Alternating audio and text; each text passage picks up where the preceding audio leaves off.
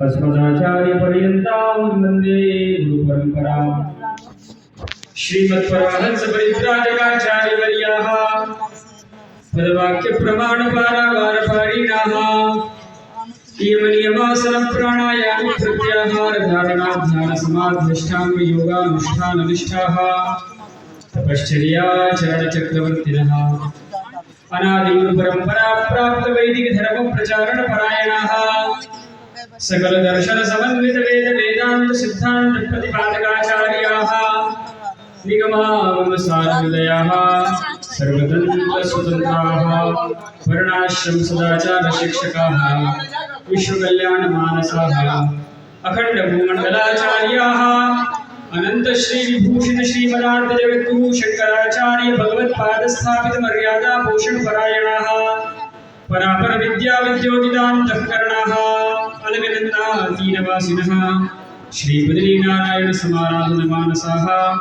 ज्योतिरीश्वर सहित पूर्णाम्बोपासकाः उत्तराम्नायक ज्योतिर्मठाधीश्वराः अनंत श्री विभूषित श्रीमदविमुक्तेश्वरानंद सरस्वती स्वामिवर्याः विजयन्ते तराम। धर्म की अधर्म का प्राणियों में विश्व का गौ माता की गौ हत्या जगतगुरु शंकराचार्य भगवान की शासन विधान शास्त्रीय हो, मंदिरों की मर्यादा सुरक्षित रहे, भारत अखंड हो, हिंदू प्रचंड हो, गौ माता पार्वती उदये।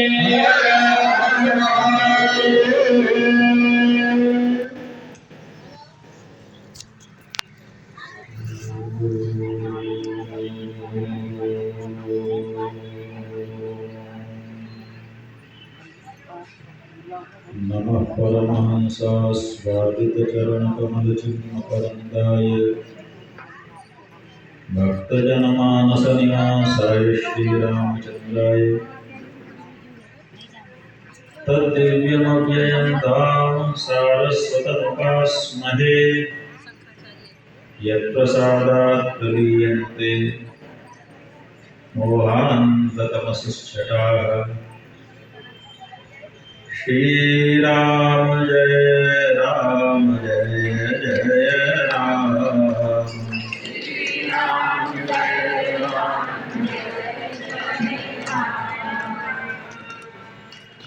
धर्म की जय हो, अधर्म का नाश हो, प्राणियों में सद्भावना हो, विश्व का कल्याण हो, गौ माता की जय हो, गौ हत्या बंद हो। नमः पार्वती पतये हर हर महादेव।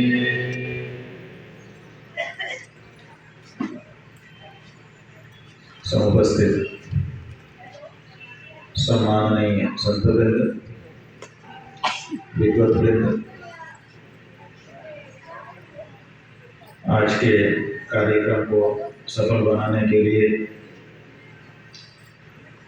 अपना सहयोग प्रदान करने वाले श्रीमान विज्ञान सिंह जी,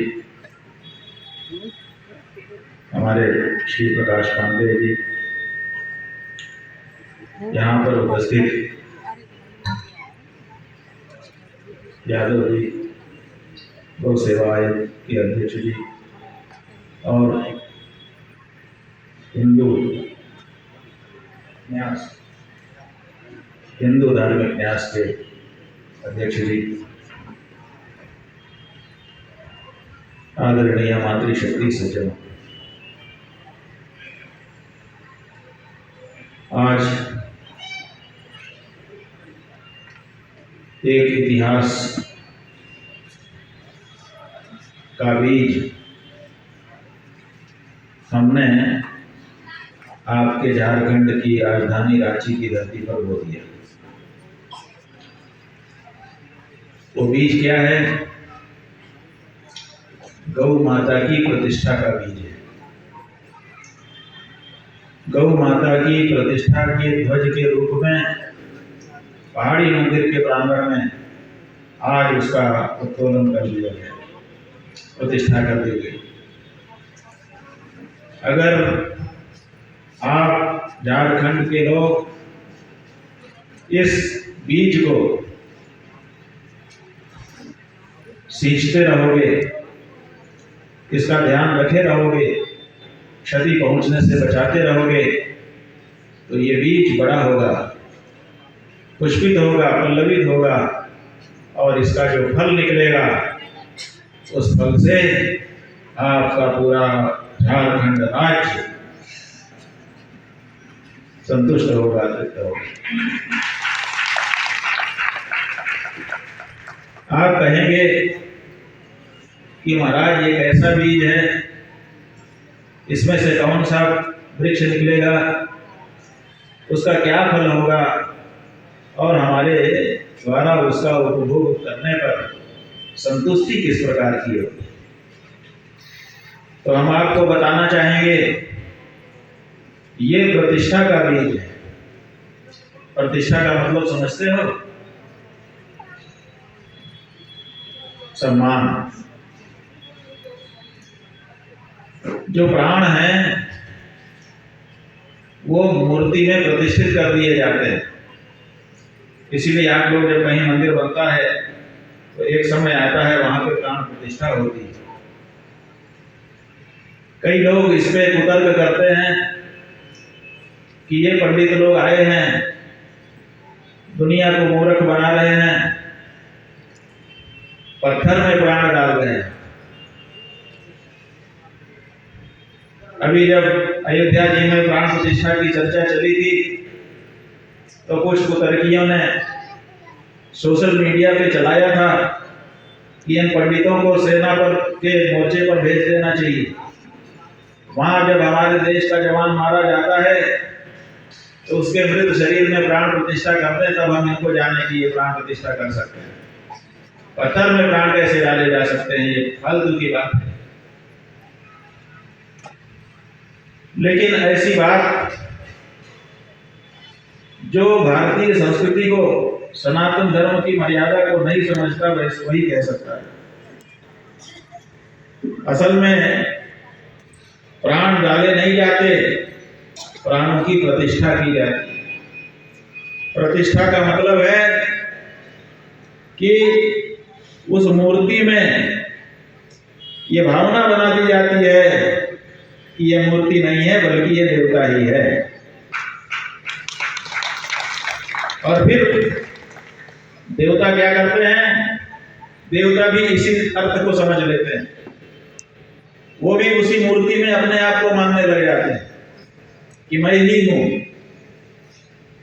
और जब उसमें कोई पूजा करता है तो कहते हैं हमारी पूजा होगी, और जब कोई उसका अपमान करता है तो उसी को अपना अपमान समझ लेते हैं। जैसे आपके जेब में फोटो पड़ा हुआ है, आपका भी हो सकता है, आपके किसी प्रियजन का, पूज्यजन का भी हो सकता है। आपने उस फोटो में ये धारणा बना रखी है, ये मेरे माता का फोटो है, ये मेरे पिता का चित्र है, ये मेरे गुरु जी का चित्र है, ये मेरे भगवान का चित्र है, या मेरा चित्र है।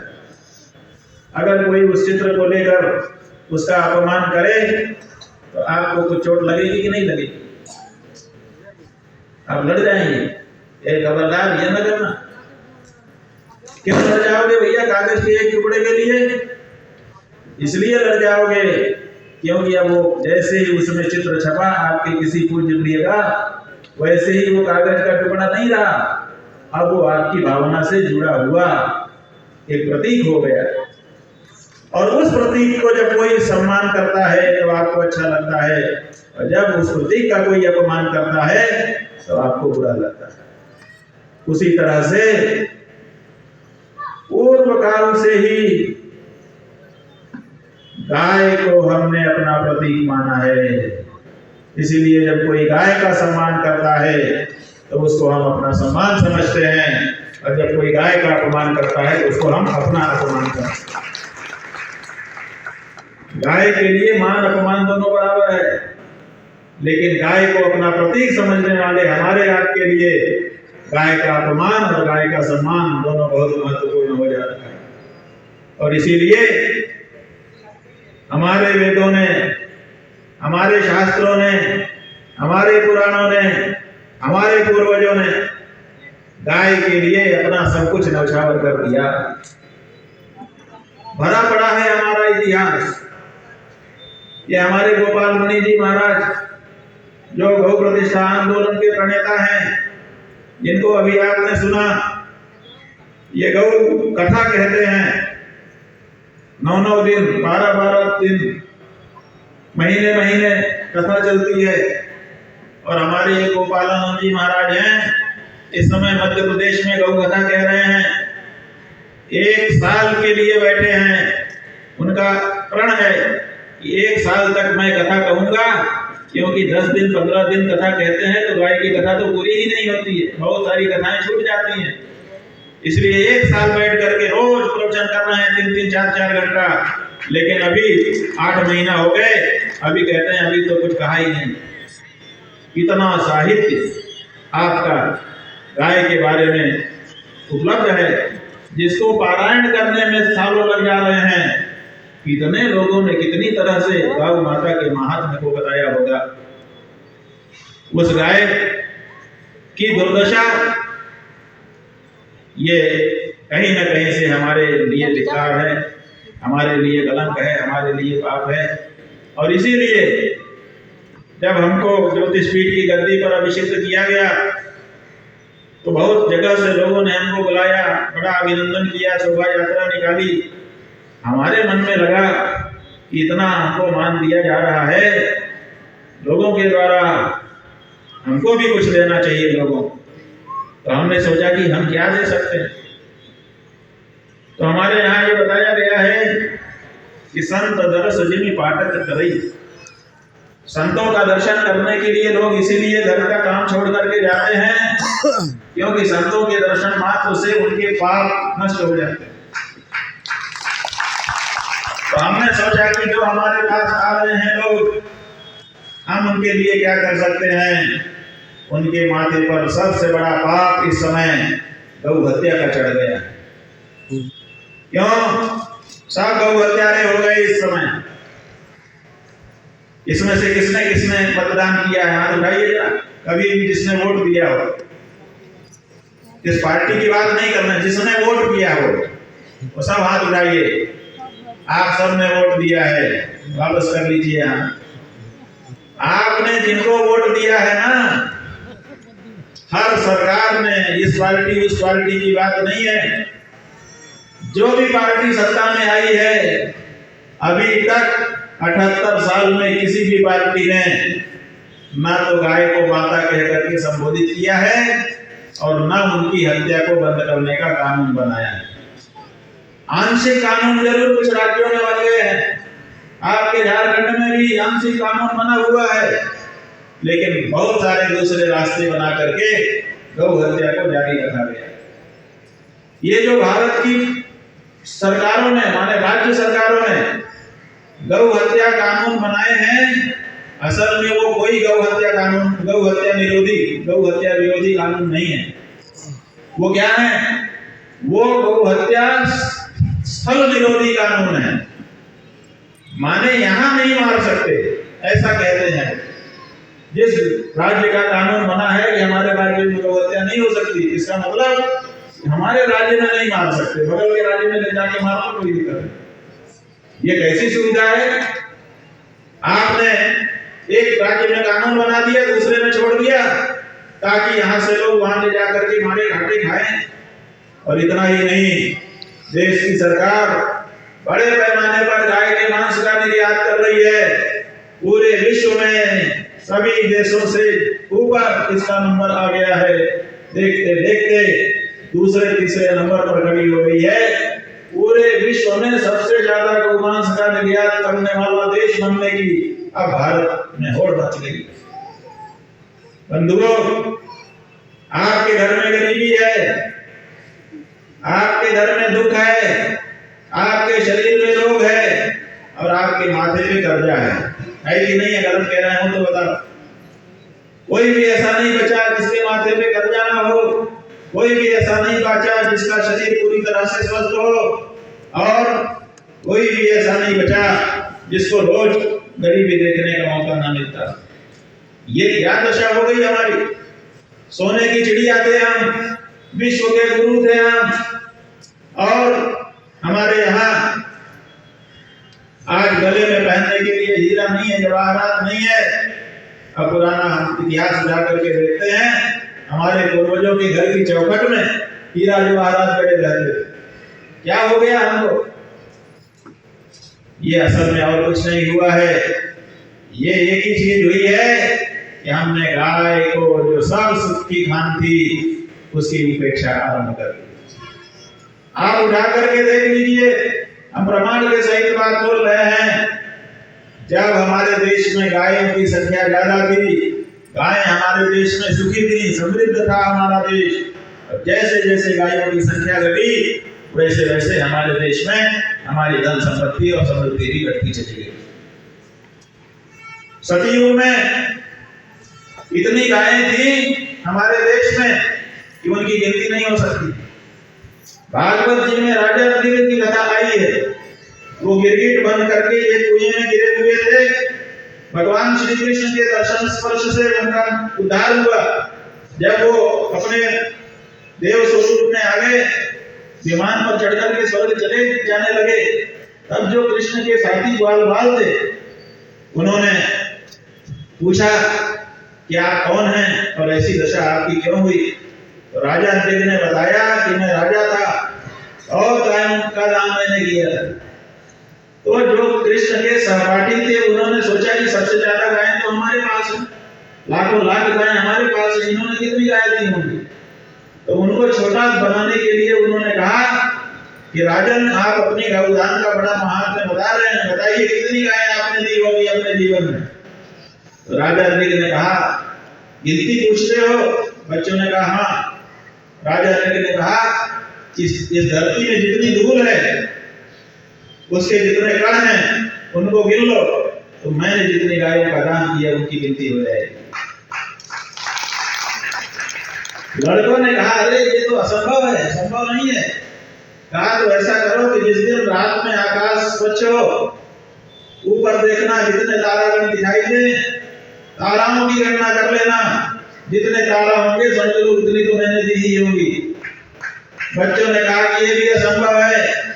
राजा नंदिनी ने कहा कि जब बरसात का मौसम आ जाए, आकाश से पानी बरसने लगे, तो खड़े होकर के बूंदे गिन लेना कितनी गिर रही हैं। जितनी बूंदे बरसात में आकाश से गिरती दिखाई दे, समझ लेना उतनी गाय मैंने दान की है। बच्चों ने कहा कि यह असंभव है। तो कहा कि मैंने भी जितनी गायों का दान किया उनकी गणना असंभव है। कितनी गायें हमारे देश में रही होगी तभी तो दान किया था। उसके बाद बंधुओं त्रेता का युग आया। त्रेता के युग में भगवान श्री राम का अवतार हुआ, आप लोग जानते हैं।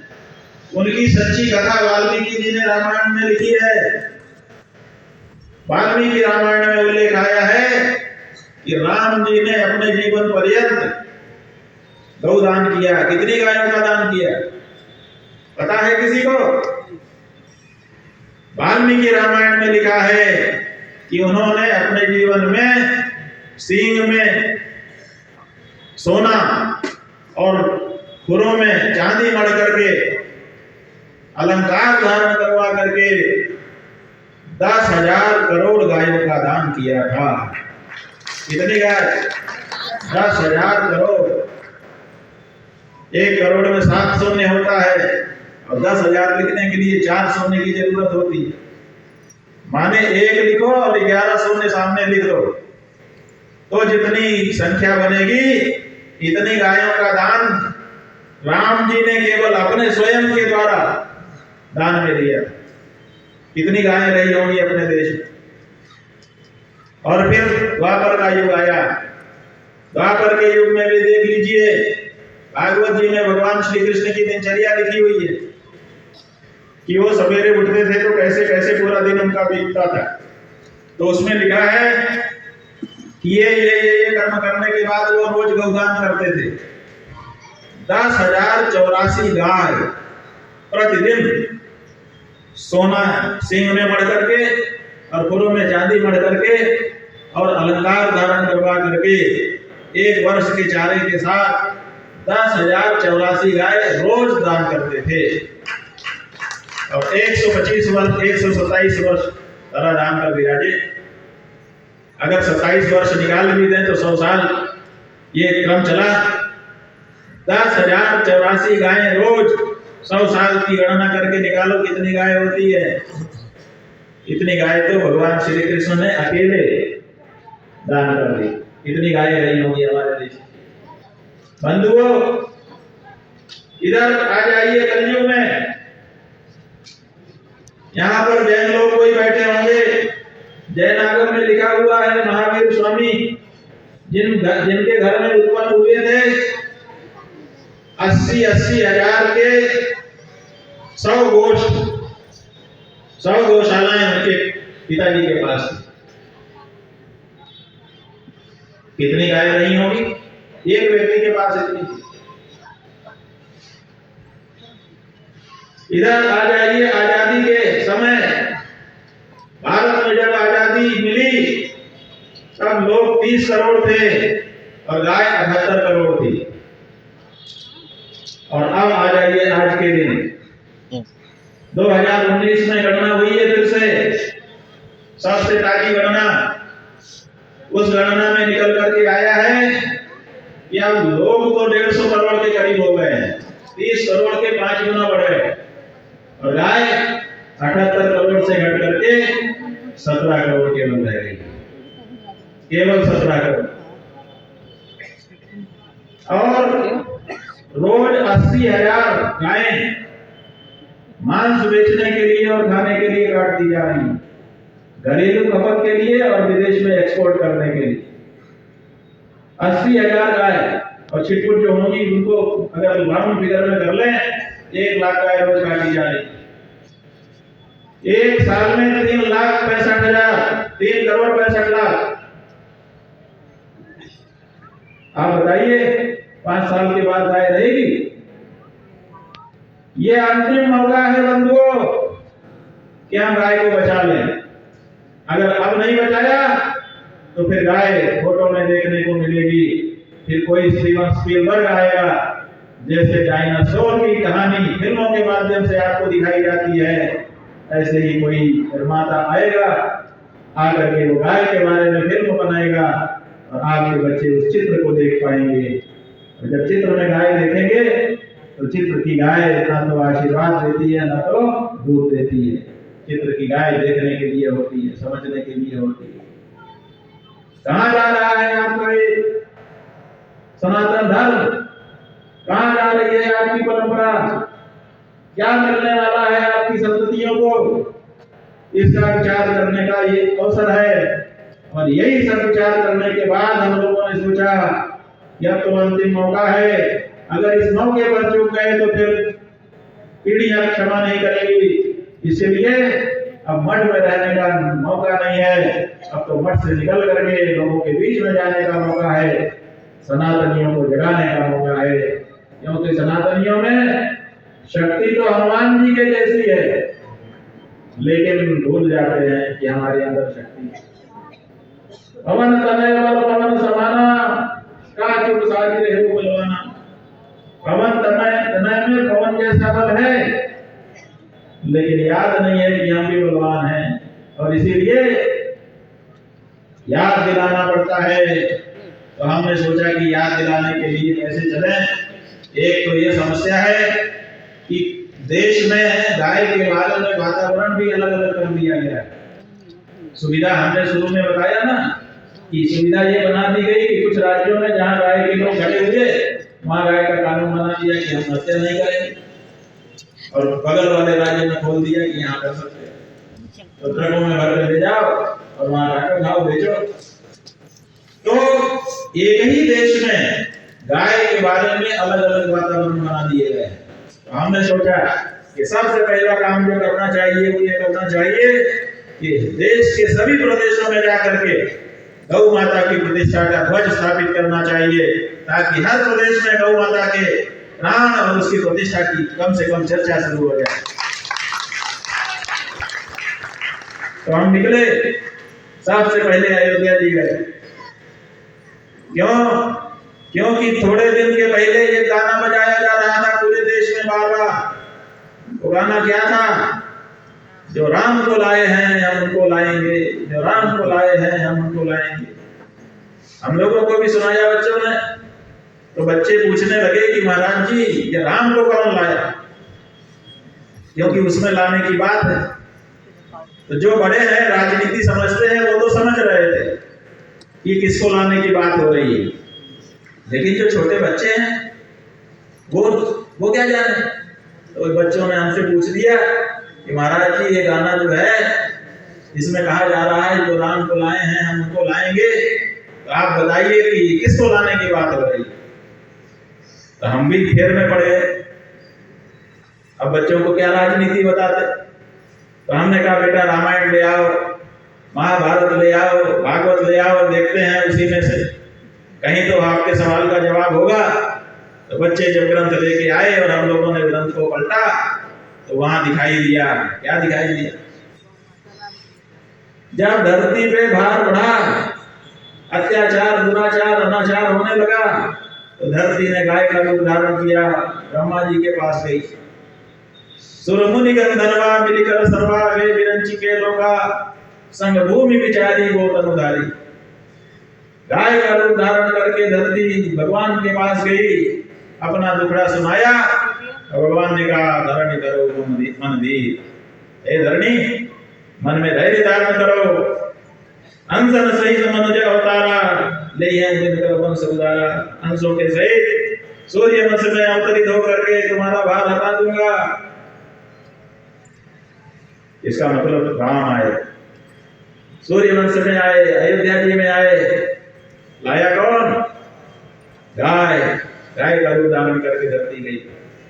फिर भागवत जी खोजी तो वहां मिल गया, गौर गोत्वाश्रुमुखी खिन्ना क्रंदंती करुण विभो। गाय होकर के आंखों से आंसू बहाती हुई धरती ब्रह्मा जी के पास गई। तब वहां पर भगवान ने हमको आश्वासन दिया, चिंता मत करो, हम आएंगे। तो कृष्ण के रूप में आए। तो हमने सोचा कि राम और कृष्ण को लाने वाली गाय, इसलिए अब गाय को लाना है तो पहले अयोध्या जाना पड़ेगा। तो हम अयोध्या गए, भगवान श्री राम की जन्मभूमि की परिक्रमा की, और परिक्रमा करके वहां से निकले और एक एक प्रदेश में होते हुए सबसे पहले उत्तर पूर्व के राज्यों में गए। क्योंकि वहां पर ऐसा वातावरण बनाया गया है कि वहां गाय हत्या सामान्य बना दी गई, धर्मांतरण तेजी में तेजी ला दी गई है। और जब भारत सरकार से कहा जाता है कि आप गौ माता को राष्ट्र माता के रूप में घोषित करिए, तो भारत की सरकार उनकी तरफ इशारा करती है, ये लोग नहीं मान रहे हैं। तो हमने सोचा कि वहां पहले चलना चाहिए। हम उत्तर पूर्व के राज्यों में गए। बंधुओं, वहां हालत ये हुई कि 8 राज्य हैं, 4 राज्यों में तो हम गए और जाकर के हमने ध्वजा स्थापित की, लेकिन बाकी के 4 राज्यों में हमको घुसने ही नहीं दिया। रोक लगा दी गई कि शंकराचार्य जी प्रदेश में प्रवेश नहीं कर सकते। बताइए, हम भी तो भारत के नागरिक हैं, और भारत के नागरिक होने के नाते भारत के किसी भी प्रदेश में निर्बाध रूप से आने का, जाने का, और एक धर्म गुरु के रूप में अपने धर्म का प्रचार प्रसार करने का हमको अधिकार है, संविधान के अनुसार अधिकार है। लेकिन हमारे संवैधानिक अधिकारों को भी रौंद दिया गया और भारत की सरकार मौन रही। बंधुओं, हम किसी पार्टी के पक्षपाती भी नहीं है और विरोधी भी नहीं है, लेकिन जो वस्तु स्थिति है उसको बोलना भी पड़ता है। हमारा सबसे पहला विरोध नागालैंड में हुआ, और इसे किया किसने? सबसे पहला विरोध भारतीय जनता पार्टी। भारतीय जनता पार्टी के लेटर हेड पर वहां के प्रदेश अध्यक्ष के द्वारा कहा गया कि इनको नागालैंड में प्रवेश न करने दिया जाए, और ये भी उसी में लेकर के कहा गया, पत्र सार्वजनिक है, सबके पास हो सकता है, नहीं हो तो हम दे देंगे। उसमें कहा गया कि गाय को खाना हमारी संस्कृति है। ये हमने पढ़ा, हमको रोए खड़े हो गए। लेकिन जो वस्तु स्थिति है वो यही है। लेकिन हम गए और जा करके हमने वहां के एयरपोर्ट पर, एयरपोर्ट से बाहर हमको नहीं जाने दिया, हमने एयरपोर्ट पर ही लोग प्रतिष्ठा ध्वज फहराया, कहा कि हम फहरा रहे हैं और अपनी बात कहने का हमको अधिकार है और हम कहते रहेंगे। और अभी तो हमारी यात्रा है, प्रतिदिन नए नए प्रदेश में हमको जाना है, इसलिए हम जा रहे हैं। लेकिन यात्रा पूरी करने के बाद हम फिर आएंगे और हम फिर वहां पर जाएंगे। मेघालय में हमारे प्लेन को उतरने ही नहीं दिया गया। उन्होंने पहले परमिट दिया था, अनुमति दी थी, और जैसे यात्रा शुरू हुई वैसे ही उन्होंने अनुमति कैंसिल कर दी कि आप उतर ही नहीं सकते मेघालय के एयरपोर्ट पर। बताइए, अगर हम कराची जाते, अगर हम इस्लामाबाद जाते तो शायद हमारा विमान उतर जाता। लेकिन हम भारत के मेघालय प्रदेश में गए, राय की बात कहने के लिए गए, इसीलिए हमारे प्लेन को मेघालय के एयरपोर्ट पे उतरने नहीं दिया। लेकिन हमने हार नहीं मानी बंधुओं। विमान को हम बादलों के बीच में ले गए और बादलों के बीच में ले जाकर के वीडियो के ऊपर हमने बादल दिखाए और हमने बताया कि बादल का ही संस्कृत में एक नाम मेघ है और वो बहुत सारे जहां पर हो उसी को कहा जाता है मेघालय। इस समय हम मेघालय में हैं, असली मेघालय, और ये दो प्रतिष्ठा ध्वज फहरा रहे हैं। और हमने ये भी कहा, धन्यवाद दिया वहां की सरकार को और वहां के लोगों को कि आपने हमको उतरने नहीं दिया। अगर हम आज आपकी धरती पे उतरते तो 20 फुट 25 फुट के ऊंचे ध्वज पर गौ ध्वजा फहराते। 21,000 फुट की ऊंचाई पर गौ प्रतिष्ठा ध्वज फहराने का मौका आपने दिया, इसके लिए हम आपको धन्यवाद कहते हैं। और हमने वहां गौ ध्वजा फहराई है और यात्रा पूरी होने के बाद फिर से हम मेघालय जाएंगे। हमको रोका नहीं जा सकता है। हमारे नागरिक अधिकार हैं और हमारे धार्मिक अधिकार भी हैं अपने धर्म का प्रचार करने का और अपने धर्म के सम्मत बात कहने का। तो ये जो चीजें हो रही हैं, ये किसी भी दशा में स्वीकार नहीं की जा सकती हैं। और अगर हम इनको स्वीकार करते गए तो पता नहीं क्या क्या स्वीकार करवाए।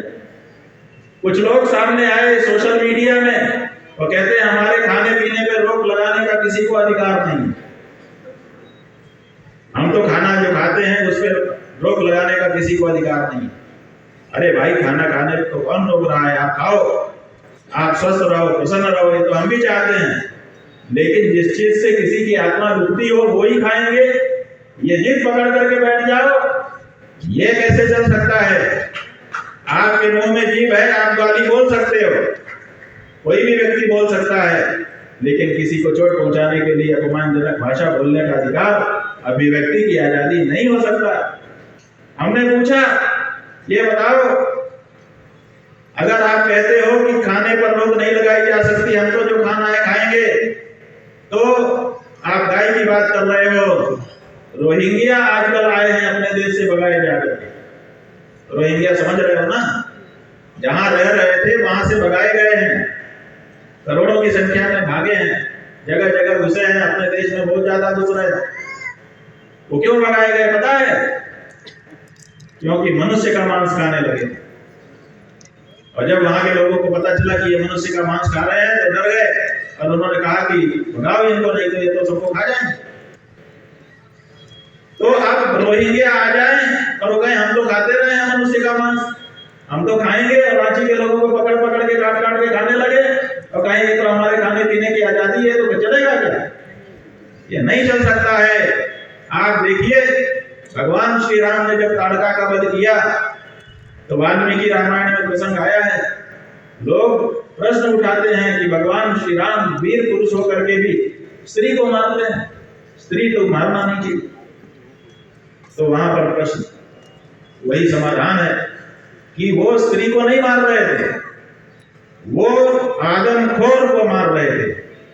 आज भी अगर बाघ को हम लोग टाइगर रिजर्व बना करके संरक्षित कर रहे हैं, लेकिन अगर वो आदमखोर हो जाए, हमारे देश का मजिस्ट्रेट आदेश कर देता है कि शूट आउट कर।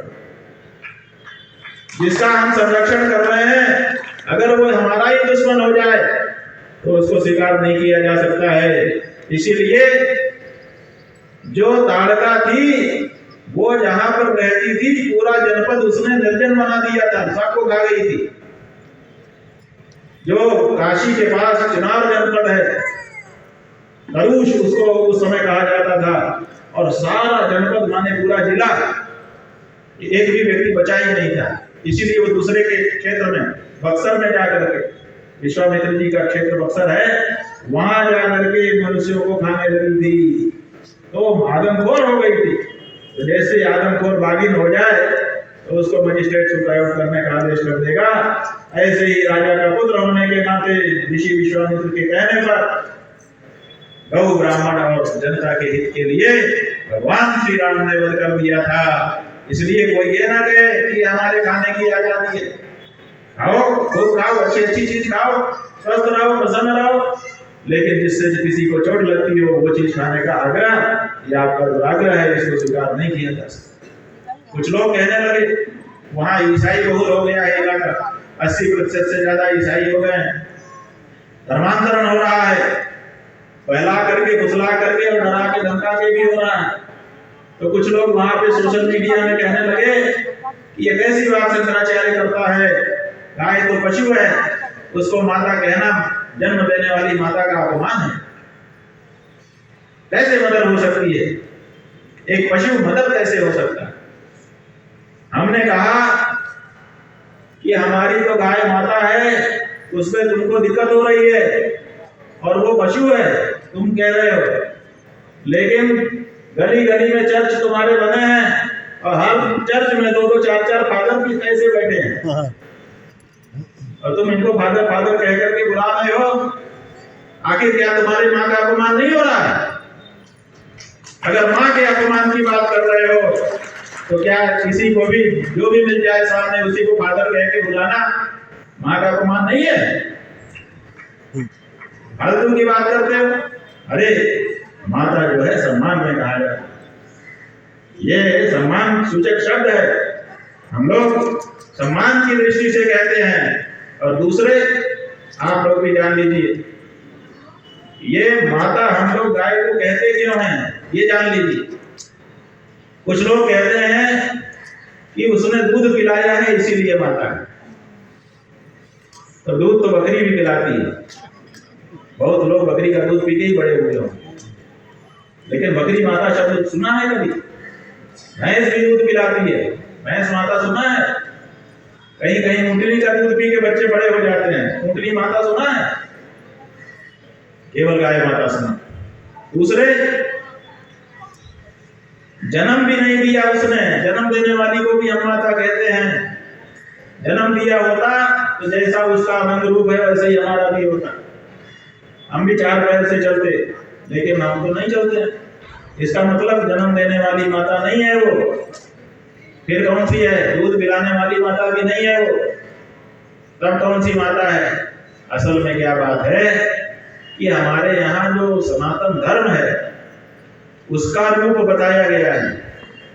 उसका रूप वृषभ है, बैल। बैल के रूप में सनातन धर्म दिखाई देता है। वृषस्तु भगवान धर्म, भागवत जी में वर्णन आया है। वृषभ जो है वो धर्म है, और उस धर्म को हमने अपने जीवन में अपना लिया है। इसलिए जिसको हम अपने जीवन में अपना लेते हैं उसकी माता हमारी माता हो जाती है, उसका पिता हमारा पिता हो जाता है। होता है कि नहीं होता? यहाँ पर माताएं बैठी हैं विवाहिता, जिनसे इनका विवाह हुआ है, जैसे ही वो इनके जीवन में आए इनके पति, वैसे पति की माता इनकी माता हो गई कि नहीं? ये देवयानी बैठी, पहले इनके जो पति बैठे हैं इनकी माता नहीं थी। जिस दिन पाणी ग्रहण हुआ उसी दिन से पति देव की माता पत्नी की माता हो गई, और पत्नी की माता पति देव की माता हुई कि नहीं? हम जिससे मित्रता कर लेते हैं अपने मित्र की माता को माता कहने लग जाते हैं। तो जिसको हम अपना लेते हैं उसकी माता को अपनी माता कहते हैं। धर्म को हमने अपना लिया है अपने जीवन में, इसलिए धर्म की जो माता है वो हमारी माता है। गाय को माता हम इसलिए कहते हैं, इसीलिए हमारा नारा है गोपाल जी महाराज ने बनाया है, सत्य धर्म का नाता है गाय हमारी। कौन सा नाता है? सत्य धर्म, सनातन धर्म का। सत्य धर्म का नाता है, सत्य धर्म का नाता है। हमारी माता है। ये आज से जानते हैं आप लोग कि गाय आपकी माता क्यों है? दूध पिलाने के कारण नहीं। गाय आपकी माता इसलिए है कि जिस सत्य सनातन धर्म को आपने स्वीकार किया है वो उसकी माता है, इसलिए आपकी भी माता है। तो हमारा सत्य धर्म का नाता है, गाय हमारी माता है, और उस गाय माता का सम्मान किसी भी दशा में कम हो, खंडित हो, यह हम कैसे स्वीकार कर सकते हैं? ये संभव ही नहीं है। इसलिए उसके प्राणों की प्रतिष्ठा के लिए, उसके प्राणों की रक्षा और उसकी प्रतिष्ठा की रक्षा दोनों हमारा कर्तव्य है। हमको बड़ी प्रसन्नता हो रही है, यहाँ पे हमारे कुछ सिख बंधु भी दिखाई दे रहे हैं जो नामधारी संप्रदाय के दिखाई दे रहे हैं। इनकी पगड़ी से पता चल रहा है। ये नामधारी सिखों का इतिहास अगर आप पढ़ेंगे तो आप 2-4 दिन तो सो नहीं सकेंगे। ऐसा उत्तम इतिहास। जब अंग्रेजों ने कत्ल खाने खोलने शुरू किए पंजाब में, तो गुरु गोविंद सिंह जी के मन में पीड़ा हुई। उन्होंने क्या करें सोचा, और जा करके नैना देवी जी की आराधना। नैना देवी जी प्रकट हो गई उनके सामने। अब बोल बेटा, मैं प्रसन्न हूँ, क्या चाहता है? आप लोग इतिहास पढ़ते ही हैं, जानते होंगे। गोविंद सिंह जी ने यह नहीं कहा कि मुझे सोना दे दो, मुझे चांदी दे दो, मुझे घर दे दो, मकान दे दो। गुरु गोविंद सिंह जी ने क्या कहा? ऐसे थोड़े लोग पूज रहे हैं। पूजने के लिए वो बात चाहिए व्यक्ति में, जिसमें जो बात होती है उसकी पूजा होती है। गुणा पूजा स्थान गुण सी मच देनो मच वया। जिसकी हम पूजा कर रहे हैं उसकी पूजा में उसकी आयु, उसका रंग रूप कारण नहीं होता, उसकी जाति के कारण नहीं होती, उसके गुण कारण होते हैं। किसी गुण के कारण कोई व्यक्ति पूजनीय होता है और किसी दोष के कारण कोई व्यक्ति अपमान के योग्य होता है। इसलिए गुणी बनो। ये मत सोचो कि मैं किस जाति में पैदा हुआ हूँ, ये मत सोचो कि मैं किस देश में पैदा हुआ हूँ, मत सोचो कि मैं गरीब हूँ कि अमीर हूँ।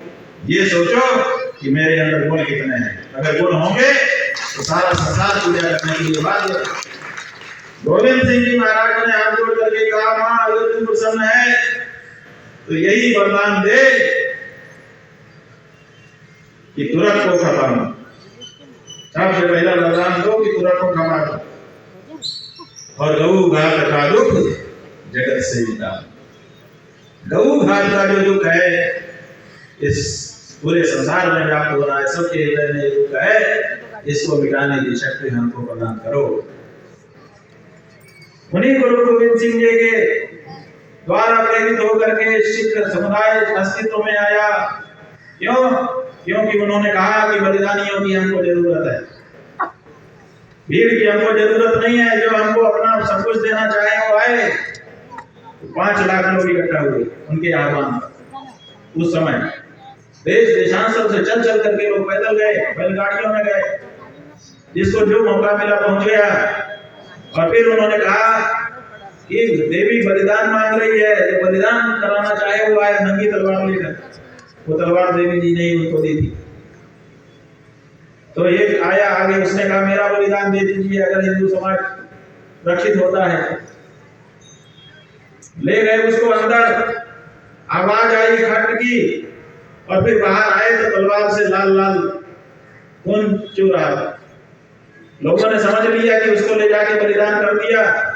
गुरु गोविंद सिंह जी तलवार उठा करके बोले कि देवी कहती है और बलिदान चाहिए, आप में से कौन है? तो एक और खड़ा हुआ, उसने कहा मेरा बलिदान कर दीजिए, मैं हिंदू समाज के लिए बलिदान देने को तैयार हूं। फिर तीसरा, फिर चौथा, फिर पांचवा। पांचों को अंदर ले गए, खट की आवाज आई और बाहर आए चूता हुआ लाल लाल। फिर बोले अब देवी और वरदान चाहती है। 5 लाख लोग इकट्ठा थे बंधुओं।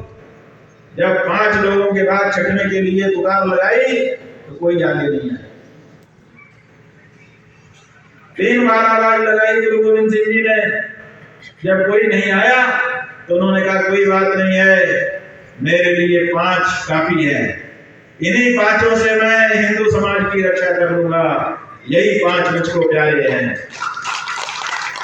आज भी जहां भी सिख संगत दिखाई देगी आपको, जब भी कोई शोभा यात्रा निकलेगी, सबसे आगे वही पांच प्यारे प्रतीक रूप में निकलते हैं। क्यों? क्योंकि वो हिंदू समाज के लिए अपना सर्वस्व देने के लिए तैयार। जब ऐसे बलिदानी लोग सामने आते हैं तो इतिहास बदल जाया करता है। बंधुओं, हमारे कुका सिख नामधारी, इन्होंने देखा कि कत्ल खाना खुल गया है, नोटिस दे दी कि बंद करो, नहीं तो हम बंद करा देंगे। नहीं माने तो सीधे पहुंच गए, जाकर के जितने वहां पर कसाई थे सबको मार दिया, कत्ल खाना बंद कर दिया। अंग्रेज आ गए सेना लेकर के, पकड़ लिया, तोप लगा दी। 40 नामधारी सिखों को तोप के सामने खड़ा करके उड़ा दिया गया। गौ रक्षा के लिए बंधुओं, इतना सुनने से ही कलेजा फट जाता है। लेकिन अभी कहानी और आगे बढ़ती है। एक कुका सिख, छोटे कद का, अभी ज्यादा उम्र नहीं थी, जो तोप का गोला था वो ऊपर से निकल गया। 40 तो चिथड़े चिथड़े उड़ गए, वो अकेला बच गया। अंग्रेजों ने कहा भाग गया, तू बच गया। उसने कहा ये कैसे हो सकता है? जहां जिस रास्ते में मेरे पूर्वजों ने अपना प्राण दे दिया, उस रास्ते को छोड़ करके भागना मैं स्वीकार नहीं करता, मुझे उड़ाओ। उन्होंने कहा कि हमारी तोप का जो रेंज है वही उतने नीचे नहीं जाए। आपको सुन करके पता नहीं कौन सा भाव आएगा। हमारे तो रोमांच खड़े हो गए थे जब हमने पहली बार ये घटना पढ़ी थी। उस कुका सिख ने सीमेंट की बोरियां ला ला करके उसकी छवि लगा दी और उसके ऊपर खड़ा होकर के सीना तान दिया, बोले आओ उड़ा लो। और अंग्रेजों ने दया नहीं दिखाई, तोप का गोला चला, कुकू का सिख वो तो छितरा गया, उसके तो टुकड़े टुकड़े होकर के वायुमंडल में व्याप्त हो गए। लेकिन उसके एक एक शरीर के एक एक टुकड़े आज हमारे हृदय से आकर के लगे हुए हैं और हमको प्रेरणा दे रहे हैं कि अगर गौ माता के लिए जरूरत पड़े तो तुम भी उसी रास्ते में जाकर के अपना बलिदान कर देना, लेकिन गौ माता के प्राण और उसकी प्रतिष्ठा की रक्षा करना। बंधुओं, अब ये समय आ गया, हमारा ही वोट लेकर के हमारी ही सरकारें हमारी ही माँ की बोटी बोटी काट रही है, पैकेट में लपेट करके विदेशों में एक्सपोर्ट कर रही हैं और पैसा कमा रही हैं। ये माई न हुई कमाई हो गई। ये माई से कमाई का धंधा ये सनातन धर्म में नहीं होता है। यहाँ माई पूजा का सेवा का विषय है, यहाँ माई कमाई का विषय कभी नहीं होता। इसलिए ये एक्सपोर्ट बंद होना चाहिए। हम यात्रा अभी आरंभ किए हुए हैं, ये यात्रा हमारी पूरी होगी, फिर हम लोग विचार करेंगे कि जहां से ये एक्सपोर्ट हो रहा है उस बिल्डिंग को घेर दिया जाए। एक्सपोर्ट नहीं होगा। हमारी गाय का मांस इसी तरह से जहां जहां स्लॉटर हाउस खुले हुए हैं उनको घेरना पड़ेगा। और अगर सरकारें नहीं मानती हैं तो आपको अपने वोट पर अंकुश लगाना पड़ेगा। ये कहना पड़ेगा कि करे जो गौ माता पर चोट, कैसे दे हम उसको वोट। जो हमारी माँ के ऊपर चोट करता हो उसको वोट देना बंद करना पड़ेगा। कहना पड़ेगा कि भाई या तो शपथ पत्र पूर्वक घोषणा करो कि जीतने के बाद पहला काम, जैसे हमारे घर की पहली रोटी हम गाय के लिए निकालते हैं, ऐसे जीतने के बाद पहला काम गौ माता के प्राण और प्रतिष्ठा की रक्षा के कानून बनाने का करो, तब तो हम तुमको वोट दें, और नहीं तो हमारा वोट तुमको नहीं मिल सकता। पार्टी कोई भी हो, हम कोई पार्टी नहीं बना रहे हैं। हम चाहे तो गाय पार्टी बना सकते हैं। गाय पार्टी बनाएंगे तो लोग आप लोग वोट दोगे, हम जब समझाएंगे बात को। लेकिन हम गाय पार्टी नहीं बना रहे हैं। क्यों नहीं बना रहे? क्योंकि हम पार्टी बनाएंगे तो वो भी 4 दिन के बाद इन्हीं के जैसी हो जाएगी। ये जो पार्टियां हैं, अच्छे अच्छे ईमानदार जा रहे हैं और जा करके कैसे हो जा रहे हैं आप लोग देख रहे हैं। इसलिए हम कोई पार्टी नहीं बना रहे हैं। क्यों? क्योंकि हमको पता है कि हमारी वोट में ताकत है।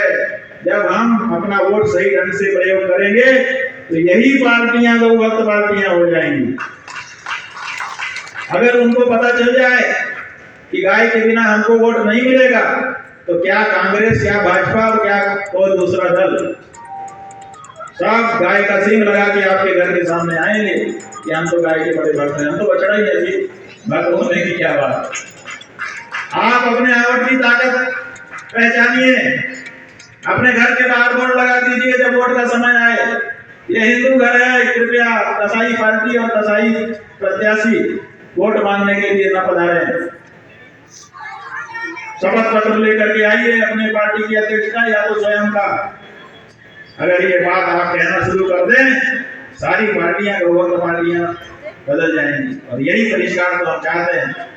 हमें राजनीति नहीं करनी है, लेकिन अपनी राजनीति का परिष्कार जरूर करना है। हमारा जो राजा हो वो हमारी भावना को, हमारी संस्कृति को, हमारी सभ्यता को समझने वाला हो। गाय के साथ फोटो खिंचवाने का अधिकार उसको है जो गाय के मांस को ना बेचता हो और गाय के मांस के बेचने की निंदा करता हो। इसलिए दिखावा कुछ और करो और काम कुछ और करो, ये ठीक नहीं है। हम भारतीय जनता पार्टी से भी पूछ रहे हैं, सब जगह पूछ रहे हैं कि ये बताओ कि तुम्हारे नागालैंड के अध्यक्ष ने जो पत्र जारी किया है वो सही है कि तुम्हारे मोदी जी जो फोटो खिंचवा रहे हैं वो सही है? क्योंकि दोनों में विरोधाभास है। वो कहता है कि गाय का मांस खाना हमारी संस्कृति है, और वो कहते हैं कि गाय, उसके तो गले में फूल की माला डालते हैं, दुपट्टा उड़ाते हैं। ये दोनों चीजें एक साथ नहीं चलती हैं। दुई को छोड़ दे एक रंग हो जा, सरासर मोम हो जा, संग हो जा। ये दुई नहीं चलेगी, एक रंग बनना पड़ेगा। जो हो साफ साफ बताओ। और इसी तरह से बाकी पार्टियों को भी बताना पड़ेगा। हम हिंदुओं का वोट लेकर हमारी ही आस्था का प्रतीक गौ माता पर वोट करना बिल्कुल सही नहीं है। बंधुओं, बहुत सारी बातें हैं, थोड़ी बातें कह रहे हैं।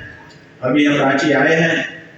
आपने देखा कि हमारी यात्रा शुरू होने के बाद महाराष्ट्र राज्य के जो मुख्यमंत्री हैं एकनाथ शिंदे जी, उनके मन में बात आई, हम कलकत्ता आए तो उन्होंने विमान भेजा कि हम गौ को राज्य माता घोषित करते हैं, आप बताइए। तो हम गए बम्बई, जा करके हमें वहां पर उनके द्वारा दिया गया जो प्रस्ताव का पत्र है उसको स्वीकार किया, उनको आशीर्वाद प्रदान किया और कहा कि 78 साल के इस लंबे भारत के चुनावी कार्यकाल में ये पहला एक ऐसा व्यक्ति पैदा हुआ जिसने कम से कम गाय को मां कहकर के पुकारा। तो भारत के नेताओं के मुंह में तो गाय को मां कहने वाली चीज ही नहीं बची है। तो हम चाहते हैं, ये पार्टी का सवाल नहीं है, कोई भी पार्टी हो, जहां जिस पार्टी को जनता चाहे वो पार्टी राज करे, हमें क्या दिक्कत है। लेकिन जो भी पार्टियां हैं सब आके भारत की पार्टियां हैं। सबको वोट देने वाले बहुसंख्यक हिंदू हैं, इसलिए बहुसंख्यकों की भावना की उपेक्षा कोई भी पार्टी न करे। इस समय की जो वर्तमान यहाँ पर सरकार है और जो अभी थोड़े दिन के बाद चुनाव होकर के बनने वाली सरकार की संभावनाएं हैं, उन दोनों से हम कहना चाहते हैं, जो पक्ष में है विपक्ष में है, जहां भी है, जो भी राजनेता है, हर राजनेता से कहना चाहते हैं आपके माध्यम से कि आप देर मत करिए, तत्काल जहां है वहीं से घोषणा करिए। पहले तो आप लोग घोषणा करो, जैसे हमने घोषणा की सबसे पहले जब हम यात्रा शुरू कर रहे थे कि गाय हमारी माता है, मेरी गाय मेरी माता है, पहले हमने कहा। फिर हमारे मठ के सब लोग इकट्ठा हुए, उन्होंने कहा गाय हमारी माता है। ऐसे ही मोहल्ला भर के लोग इकट्ठा होकर प्रस्ताव पारित कर दें कि गाय हमारे मोहल्ला की माता है। गांव भर के लोग इकट्ठा होकर के कहते हैं गाय हमारी ग्राम माता है। जिला के लोग इकट्ठा होकर के कहते हैं गाय जिला माता है। प्रदेश के लोग इकट्ठा होकर के कहते हैं गाय प्रदेश माता है। तो भारत के लोगों को कहना ही पड़ेगा, भारत की सरकार को, कि भारत की राष्ट्र माता गौ है। तो इसलिए सबसे पहले अपने से शुरुआत करनी चाहिए। यहाँ पर कौन है जो घोषणा करना चाहता है उद्घोष के साथ कि गाय मेरी माता है? मैं घोषणा करता हूँ। आप लोग अगर तत्पर हैं तो हाथ उठा करके घोषणा करिए कि मैं घोषणा करता हूँ। मैं घोषणा करता हूँ।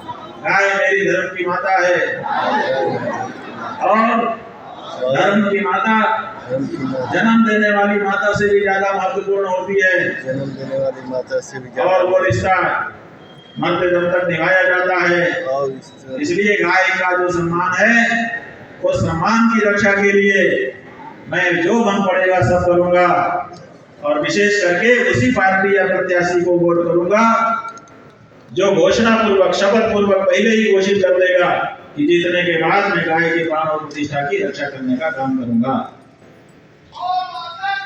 जय। तो बंधुओं, बहुत अच्छा लगा कि आप लोग सब इकट्ठा होकर के यहाँ आए। इतनी धूप थी, इतनी धूप में भी आप लोग बैठे रहे। ये जो बच्चे सामने बैठे हैं टीचर, ये तो बेचारे धूप में ही बैठे रहे। हमको बड़ा मन में पीड़ा होती रही। कुछ माताएं आके खड़ी हुई, हमने कहा भैया इधर छाया में आ जाओ, लेकिन ये तो डटे हुए। लेकिन हमने देखा कि चमत्कार हुआ। चमत्कार क्या हुआ? ये तो धूप में ही बैठ गए, लेकिन सूरज भगवान से बादलों से नहीं रहा गया। सूरज भगवान ने इधर जाकर के इनके ऊपर छाया की ताकि हमारे गौवा परेशानी में न पड़े। इसी तरह से बंधुओं, हम आपको कहना चाहते हैं कि आपके शरीर में जो रोग है, आपके मन में जो तनाव है, आपके माथे पे जो कर्जा है, आप गाय को सम्मान देना शुरू करिए। देखिए कि आपका कर्जा, आपका स्वास्थ्य, आपका मानसिक संतुलन कैसे ठीक होने लग जाता है। कर्जा उतरने लगेगा, शरीर ठीक होने लगेगा और चिंता कम होने लग जाएगी। और हम तो कहते हैं, महाराष्ट्र में कह करके आए हैं, अभी तक का जो भी ग्राफ उनका रहा होगा, अब वहां का ग्राफ दिखाई देगा थोड़े दिन में। महाराष्ट्र प्रदेश का कर्जा कम होने लगेगा। गाय में शक्ति है, गाय केवल दूध के लिए नहीं है, गाय के आशीर्वाद से बड़े बड़े काम समझ जाते हैं। अगर झारखंड की सरकार गौ माता को राज्य माता का दर्जा देती है, तो झारखंड सरकार के ऊपर जो कर्जा है वो उतरने लग जाएगा और देखते ही देखते यहाँ की समृद्धि बढ़ने लग जाएगी, सुख बढ़ने लग जाएगा। ये सब संदेश है, इनको समझिए, दूसरों को समझाइए और अंत तक अपनी प्रदेश सरकार तक लेकर के जाइए, ताकि ये कार्य गौ माता के प्राण और उनकी प्रतिष्ठा की रक्षा का संपन्न हो सके। ये गौ सेवा आयोग के अध्यक्ष जी हमारे आए, बहुत अच्छा इन्होंने बताया। हम चाहेंगे कि गौ सेवा आयोग, सेवा शब्द लगा है, गाय अगर केवल पशु होती तो ये गौ आयोग होता, सेवा शब्द न लगता। आप कहीं ना कहीं गाय को जाने अनजाने, चाहे अनचाहे सम्मान देने के लिए बाध्य हो, क्योंकि उसी परंपरा के हो। तो जब आप बाधी हो तो काहे को मां बोलने में आपको शर्म आती है? कोई आपका कुछ कदम नहीं कर लेगा। वो जमाना गया जब मां को मां बोलने पर शर्म आती। हमने देखा है वो जमाना। पुराने लोग जो बैठे हैं, उन्होंने फिल्मों में बचपन में देखा होगा, हम लोगों ने देखा है कि जो लड़का अंग्रेजी पढ़ लेता था, कलेक्टर बन जाता था, जब उसके कलेक्टर आवास में उसके माता पिता आते थे तो अपने मित्रों से वो ये नहीं बता पाता था कि ये मेरे पिताजी, तो उनको कहता था नौकर है। ऐसी फिल्में देखी है कि नहीं? ये एक जमाना था जब हमको माँ को माँ कहने में, पिता को पिता कहने में शर्म आती थी। अब तो हमारा राज है स्वराज, इसलिए अपनी माँ को माँ कहने में बिल्कुल हिचक नहीं होनी चाहिए और अपने पिता को पिता कहने में भी हमको कोई हिचक नहीं होनी चाहिए। इसलिए गौ सेवा आयोग के लोग भी इस बात को आगे बढ़ाएं। और हमने ये कहा है पत्रकारों से कि जो ये पहाड़ी मंदिर है जहाँ पर आज गौ माता की ध्वजा स्थापित हुई है, यहाँ पर पहले जब मनमोहन पर्रिकर आए थे तो बहुत बड़ी ध्वजा भारत की स्थापित की गई, एशिया की सबसे बड़ी ध्वजा बता रहे हैं। तो हमारे मन में ये बात आई है कि अब यहाँ पे हमको 3 बार ध्वजा फहरानी पड़ेगी। एक, आज हमने 20 ध्वजा फहरा दी, 20 को दिया। अगर झारखंड की सरकार गौ माता को राज्य माता घोषित करती है तो हम जहाँ रहेंगे वहीं से सब काम छोड़ करके रांची आएंगे और पहाड़ी पर फिर से गौ ध्वजा राज्य सरकार के लोगों के साथ कराएंगे। और एक और बात, जब भारत की सरकार गौ माता को राष्ट्र माता की प्रतिष्ठा प्रदान करेगी तो एशिया का सबसे बड़ा गौ ध्वज स्थापित करने के लिए फिर रांची आएंगे।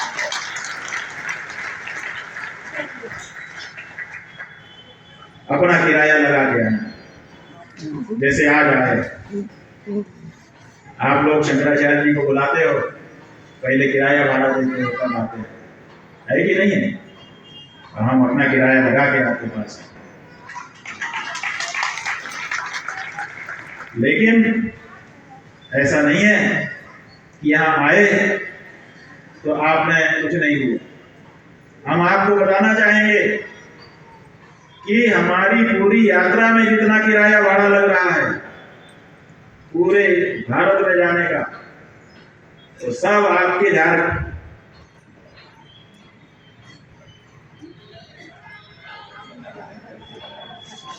अबे यार सही समय पर ही काट दिया। ध्यान जी भी